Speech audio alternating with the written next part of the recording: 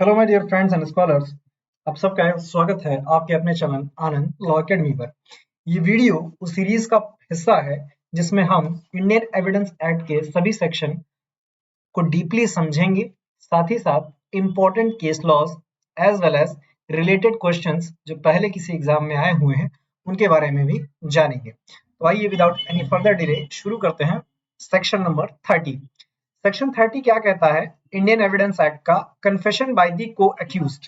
जी हाँ, confession by the को accused क्या होता है? सेक्शन 30 में ये चीज दे रखी है, इसको आप देखिए। Consideration of proved confession. पहली बात, जो को अक्यूज्ड का कन्फेशन है वो कैसा होना चाहिए? प्रूव्ड होना चाहिए। Affecting the person making it and others jointly under the trial for the same offence. जिसने कन्फेशन किया है उसको तो प्रभावित कर ही रहा हो, साथ ही साथ अदर्स को भी जिनका ट्रायल इस व्यक्ति के साथ चल रहा हो जिसने कन्फेशन किया है। फर्ज करते हैं अगर राम, श्याम, घनश्याम प्लस घनश्याम इन तीनों का ट्रायल चल रहा है। राम ने कोई कन्फेशन किया जिस भी ऑफेंस के लिए, तो ये इसकी भी अफेक्ट कर रहा हो और साथ ही साथ इन दोनों पर भी एलिगेशन को सिद्ध कर रहा हो, तो उसे हम क्या कहेंगे? कन्फेशन ऑफ द को अक्यूज्ड। बात समझ में आई? अभी इसकी हम एविडेंटरी वैल्यू भी जानेंगे कि क्या है, इसको हम किस हद तक कंसीडर कर सकते हैं। सिविल जज के एग्जाम में, एपीओ के एग्जाम में पूछता है, when more persons than one are being tried jointly for the same offense। बात करते हैं डकैती डालने गए आप, मर्डर करने गए किसी का, एक्सटॉर्शन करने गए आप, एक से ज्यादा लोग हैं और ऑफेंस में आप धरा भी लिए गए, मतलब पकड़ लिए गए, अब आपके ऊपर केस चल रहा है, ज्वाइंटली आपका ट्रायल चल रहा है, and confession made by one person of such person affecting himself and some other of such person is proved, the court may take into the consideration such confession as against such others as well as against the person who makes such confession।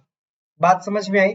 तो court चाहे, क्यों मैंने कहा चाहे, क्योंकि मे शब्द का इस्तेमाल किया गया है तो कोई ऐसी बाउंडेशन नहीं, पर कोर्ट चाहे तो इस कन्फेशन का मतलब राम ने जो कन्फेस किया है उस कन्फेशन पे यकीन करते हुए श्याम घनश्याम के अगेंस्ट भी क्या कर सकता है? जजमेंट दे सकता है। पर किस हद तक ये सवाल है जानने वाला, वो हम आगे अभी एविडेंटरी वैल्यू में समझेंगे और दो इंपॉर्टेंट केस लॉज भी समझेंगे। पर उससे पहले हम क्या पढ़ सकते हैं? Explanation offences used in this section include the abetment attempt. जो भी अगर आप ऑफेंस करे हैं या उसके अबेटमेंट के लिए आपका ट्रायल चल रहा है या उसके अटेम्प्ट के लिए चल रहा है, यहाँ पर तीनों चीजें समझी जाएंगी। अगर कमीशन ऑफ द ऑफेंस हो चुका है देन गुड, अदरवाइज अटेम्प्ट या फिर आपने उसका अबेटमेंट कर रखा है तो भी। इलस्ट्रेशन पहला देख लीजिए, A and B are jointly tried for the murder of C. It is prove that A said B and I murdered C. B क्या ए क्या कह रहा है कि मैंने और बी ने मिलकर के सी का मर्डर किया। द कोर्ट में कंसीडर, कई लोग हमारी बात को विरोधाभास ले रहे होंगे, धैर्य बनाए रखिए, अभी आगे हम बताने वाले हैं क्यों लेगा कब नहीं लेगा कोर्ट कंसीडर इस कन्फेशन को, ठीक है। सेकेंड वाला क्या है? A is on trial for the murder of C. There is evidence to show that C was murdered by A and B, and that B said A and I murdered the C. तो यहाँ पे क्या होगा? This statement is not to be taken into the consideration by the court against A, as B is not being jointly tried. मैंने पहले ही बताया कि कब आप इसको संज्ञान में लेंगे, कब इसको आप मानेंगे कि ये को एक्यूज का है, जब आपका ट्रायल सीधा सीधा हो रहा हो। अगर इसी केस में राम का ट्रायल सिर्फ मर्डर के लिए चल रहा हो, किसके? मेरे या आपके? नहीं चलना चाहिए, किसी और के चलना चाहिए। तो ऐसे केस में राम कहता है मैंने और आनंद सर ने मिलकर के फलाने को मारा है। अब ये तो आनंद सर का तो ट्रायल आपके साथ चल नहीं रहा था राम जी, तो राम जी इसलिए इनका ये स्टेटमेंट नहीं कंसिडर करेगा कोर्ट, ठीक है, मे नॉट। अगर कोई एविडेंस फर्दर आता है तो उसमें कर सकता है, बट सेक्शन जो कह रहा है उसके मुताबिक नहीं करेगा। बात समझ में आई? चलिए अब बात करते हैं evidentiary value of the confession of the को एक्यूज्ड। को एक्यूज्ड बंदा कुछ भी झूठ बोल दे। फर्ज कीजिए मैं चाहता हूं कि भाई मैं अपने साथ वाले के लिए पनिशमेंट बढ़ा लूं, मारा उसने भले ना हो, या गलती से ट्रायल में आ गया हो तो मैं सोचूं मैं तो डूब ही रहा हूं, तुमको भी ले डूबेंगे हम, है ना, सनम खुद तो डूबेंगे तुमको भी ले डूबेंगे वाला सीन। तो क्या कहता है, section 30 does not say that the confession of one accused will be the evidence against the को अक्यूज्ड। ऐसा ये नहीं कह रहा है। कोर्ट में take, court has discretion, but it is not mandatory that it is a evidence against the को accused. बात समझ में आ गई। सेकंड पॉइंट क्या कहता है, द कोर्ट में take into the consideration such confession, may शब्द का इस्तेमाल है, ध्यान रखिएगा। नो कन्विक्शन, ये बहुत इंपॉर्टेंट पॉइंट है भाई साहब, इसको ध्यान रखिएगा, यहीं से पॉइंट बनेगा।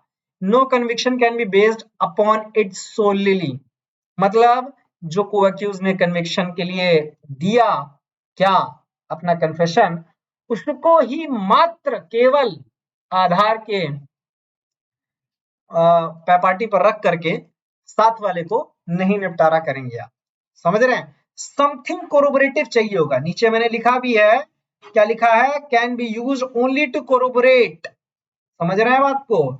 एविडेंसेस मान लेते हैं A1 और A2, भाई साहब है A1 ने कन्फेशन किया कि मैंने और A2 ने मिलकर के मारा, ठीक है, कोर्ट कहेगी ठीक है हम तुम्हारा कन्फेशन मान लेते हैं, पर इस तुम्हारे कन्फेशन के आधार पर तुमको तो सजा दे देंगे, पर A2 को तुम्हारे स्टेटमेंट के आधार पर हम सजा नहीं दे सकते हैं। इन दैट केस क्या होगा कि भाई कुछ बरामदगी हुई हो, कोई फॉरेंसिक रिपोर्ट आई हो, कुछ एडिशनल एविडेंसेस आए हो, तो ऐसे केसेस में इसका स्टेटमेंट जो था वो कोरोबोरेट कर जाए बस, कि हाँ भाई, कोरोबोरेटिव का मतलब होता है कि एक तरीके से एडिशनल, ठीक है, कि भाई बहुत सारे एविडेंसेस हैं और साथ ही इनका सर को अक्यूज भी बोल रहा था ऐसा, तो उसको भी कंसिडर कर लिया जाए ऐसे statement. The court can not start with the confession of the को अक्यूज्ड, कोर्ट ये नहीं कहेगी कि हाँ भाई चलिए इनके तो को अक्यूज्ड ने ही कन्फेशन दे दिया है, अब आगे की शुरुआत करते हैं, नहीं।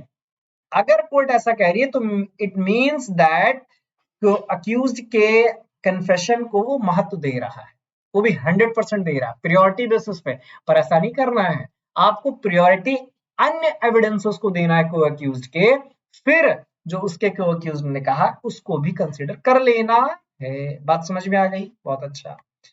दो फेमस केसेस में मिलेंगे, पहला है Kashmira Singh versus state of UP. The confession of the को अक्यूज्ड is a very weak type evidence, लिख लीजिएगा, it can not be made the basis of the conviction of the accused, इसे ही केवल हम मात्र आधार नहीं बना सकते हैं। बात समझ में आ गई। तो आपसे प्रीलिम्स में पूछेगा, आने वाले एग्जाम्स में तो पूछेगा ही, कई सारे अन्य एग्जामों में भी पूछा हर एक स्टेट में, कि भाई Kashmira Singh versus state of MP किससे है, तो याद रखिएगा कन्फेशन ऑफ द को अक्यूज्ड है। अब ये चीज जीवन भर याद रहेगा। दूसरा केस क्या है, नाथू वर्सेस स्टेट, ये केस भी आप याद रखिएगा, no conviction would be founded there upon but they could be referred to as a leading assurance to that conclusion and fortifying it। बात समझ में आ गई, इतना बात ध्यान रखिएगा। काश्मीरा सिंह का case and Nathu versus state का केस किससे है, आपके कन्फेशन बाय को अक्यूज्ड पे है। उम्मीद है आपको ये छोटे छोटे वीडियो सीरीज अच्छी लगेंगी, चैनल को लाइक सब्सक्राइब और दूसरों को शेयर जरूर कीजिएगा। ऐसे ही रोचक और डीपली बहुत छोटे छोटे टाइम पीरियड्स के वीडियोस में आपको लेकर के आएंगे। बड़े लेक्चर्स आपको देखने हैं, चैनल पे आपको सब्सक्रिप्शन मिल जाएगा, आप 9452220757 पर कॉल करके या व्हाट्सएप करके या टेलीग्राम, जो कि आपको डिस्क्रिप्शन बॉक्स में लिंक मिल जाएगा, वहां से जा करके आप हमारे बड़े कोर्सेज में भी इनरोल कर सकते हैं। बाकी ऐसे छोटे छोटे और इंटरेस्टिंग वीडियोस के लिए बने रहिए। Thank you so much and have a nice day.